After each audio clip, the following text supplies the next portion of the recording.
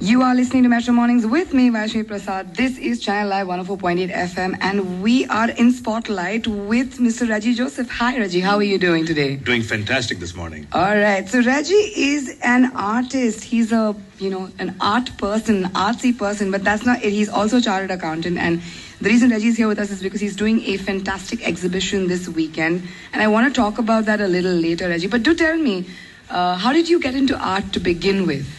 Well, it started very early in my life. I was always good at drawing, sketching, imagination, dreaming about things.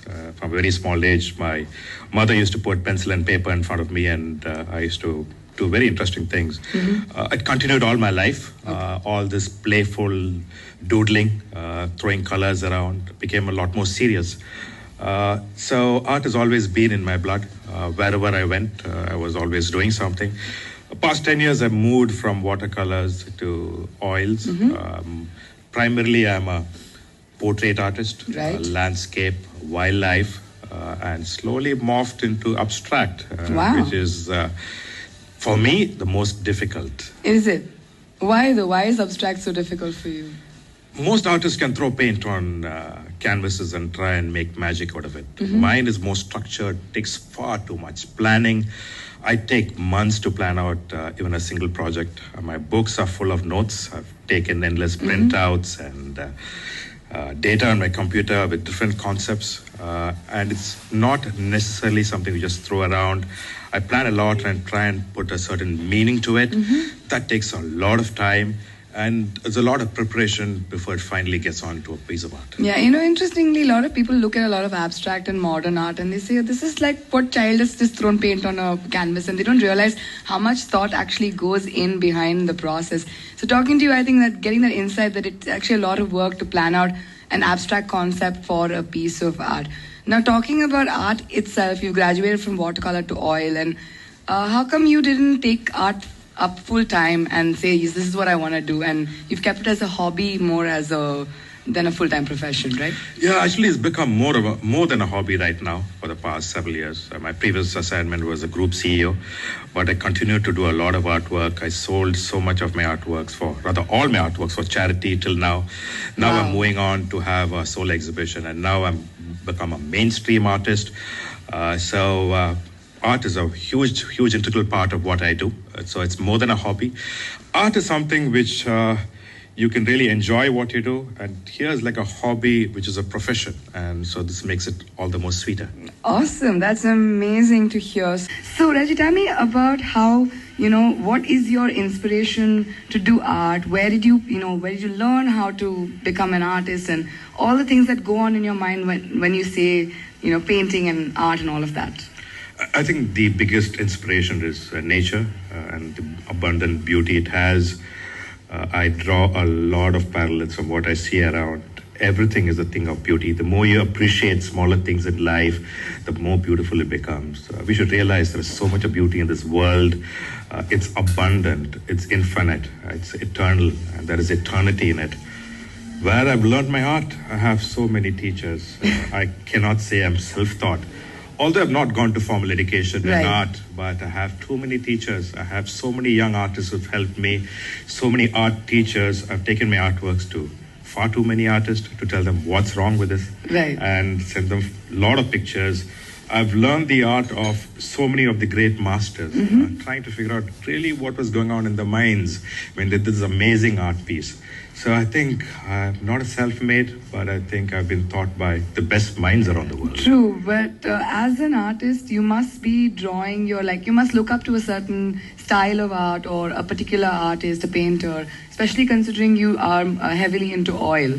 There are so many great oil painters, John Constable and all these people who are out there who have done some insane work in the past. And you look at it and you're like, how do you process this? So are there any artists that you look up to and just say, okay, this is the kind of thing I want to be making? Actually, there are far too many, from all the great masters to the Van Goghs to the Rembrandts. I've mastered all their techniques. Rather learned about it, from the Da Vinci's to the Modigliani, Cezanne. I've spent a lot of time understanding what they're doing. But if you ask me which artist I would like to be like, I think I don't want to be like any of them. I want to be like yourself. myself, and I want to do what I do best. no way I'm going to get into their shoes or into their mind. I don't think I'll have the freedom to express myself. I have to do it as Reji Joseph. Right, fantastic. I want to know, how did you decide that you wanted to do an exhibition? Like, did you have just so many pieces of art lying around there, like, yes, I need to exhibit it? Or did you consciously say, I'm going to put together an exhibition and come up with something? Just tell us, everything about how your exhibition came to life. Yeah, I'll take the point from the middle. Do you have a lot of works of art? Yeah, plenty. My house is a complete mess, I've got, and my studio is too full of art. I think 80% of my art is real life and portraits. Only 20% is abstract. So for this exhibition, the theme is infinity. Now, how can you really show infinity? I think can be done only through abstract art. There's no other way you can do it.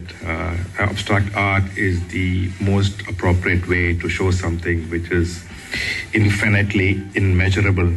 And infinity is something which has no measurement, no beginning, no end. It goes on forever and has so much of significance that even the limit of a human brain cannot understand and process it completely. So for that, I have a few collections. I have a few, and I had to make a lot more.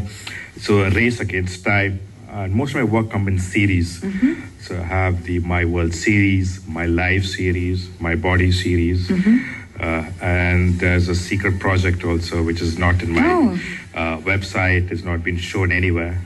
It's called the Carbon series. Okay. So all that is on display, likely to have around 20 works of art. Wow, that's... Most of my art pieces are huge. It averages anywhere between 1.5 meters to 2 meters long. That's massive, yeah. That's a lot of paint and a lot of hard work. It is. How long did it take for you to put all of this together? Oh, it took all my life, actually. I've been collecting this for several years.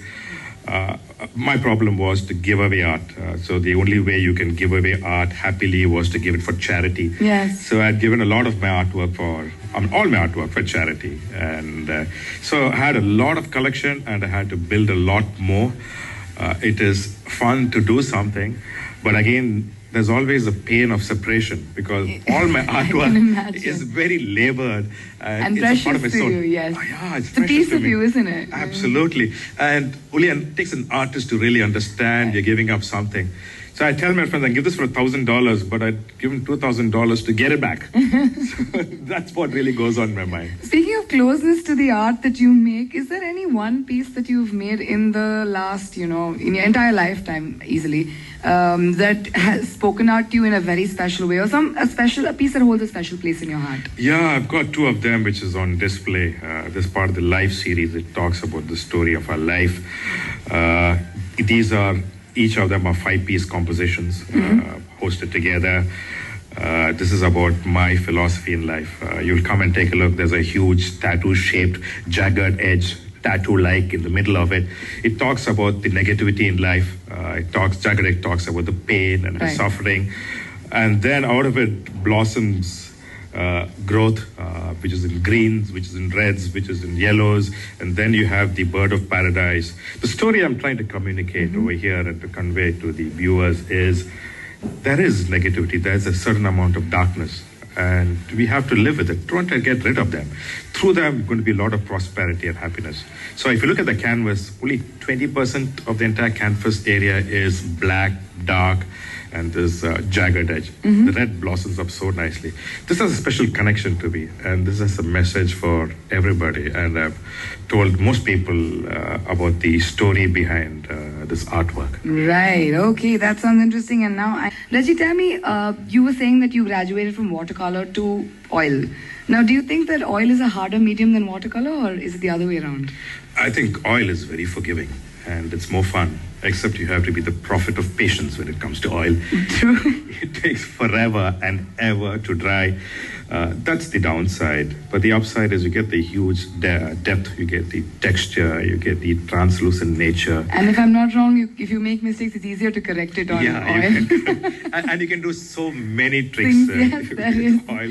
You can take a cloth, like what Rembrandt did. He used to wash it and take a cloth and wipe out where the brightness should be. You can do all sorts of tricks. So my mom's an oil painter, so I've seen her painting, and she always says it's a lot easier to do oil than it is on watercolor. The commitment is much lesser, but it takes so much time. And And it's still a lot of effort and a lot of work, right? Yeah, it's a lot of hard work. Watercolors, you just finish it maybe in a couple of hours. Oil painting, some of what I've done has taken more than a year and a half. Months, years of your life. And always there are 5 or 6 hanging for dry in your studio at different stages of its lifespan. Yeah, and oil paints are not cheap either. So it's a lot of work, a lot of expense. But the payoff is amazing, isn't it? I mean, it must be brilliant when you finish a piece and you look at it and you're like, yes, this is it. Yeah, I mean, the feeling you get is amazing. You go through several stages and you go through heartbreaks also. For most of my paintings, I reach a stage when the whole thing looks completely destroyed, and then ask myself, have I pushed my limits too much? Has my ego gone far ahead of my level of skill? And that painting looks so bad. Should I just junk it? And then you work on it. I mean, when you do portraits, there's a layer called dead layer. Yeah. It looks really bad. Yeah. The person looks like a ghost. And then you breathe life into it. And then the whole thing morphs itself. Yeah. This is the process they call creation. Now, who's the ultimate creation? God is the ultimate creation. Whom should we like to be? Perhaps like him. We have inexpensive paint on a large piece of canvas. Useless. Yeah. But again, you apply bits and pieces of paint and then you create something so magical, fantastic. right? It is. And yeah, it it holds your heart. Do you ever look back on a painting you did several years ago and regret saying, I could have done this differently, I could have done that differently? Yeah, all the time. Painting staring at me and saying, you could have done that. Quite often when you paint, you would go to a stage more than what you should have. And then you end up making a bigger mess to retrace. Thankfully, oil is possible. Yeah. So that's what famous artists say. You will never, ever finish a painting. You abandon it. It is true. It is true. It's very true. So, Infinity, your solo art exhibition that's coming up this week. And I hope there's no regrets over there. And I hope all the pieces are pretty awesome. So where can the people come and check out your work on the 4th of March? This is at DakshinaChitra, south Right. of Chennai. It's an amazing property. And the exhibition's on from the 4th to the 31st of 4th March. to the 31st of March. Okay, but the inauguration's on the 4th at 4:30 p.m. That's right. Okay, and it's a Sunday, so you all can definitely go and check it out. And you have Mr. Shivkumar, the actor, who's coming to inaugurate the ceremony and the whole exhibition, right? Yeah, Shivkumar is an amazing, one of the most talented people you'll see on this planet. He's a great actor. He's a great orator and a fantastic artist. He says art is my first passion, my first love. I've seen that about him and it's amazing. So he's coming over and it's going to be a great, great, great exhibition. You can check out Reji's work on Reji7000.com. That's Is that right? Yeah, so that's www.reji7000 in numerals.com. And you can also go and check out the exhibition at DakshinaChitra on the 4th of March to the 31st of March at 4:30 p.m. is the inauguration on Sunday. So do go check it out. Reji's got some great, interesting stuff. We had an excellent conversation about art and his life and all the work that he's been doing. So thank you so much for joining us today, Reji. It's been a pleasure having you in the studio with us. Thank you so much. It's been my pleasure. All right. So that was Reji, guys. Stay tuned. We have a lot more coming up on the show. You are listening to Metro Mornings with me, Vaishnavi Prasad. This is Chennai Live 104.8 FM.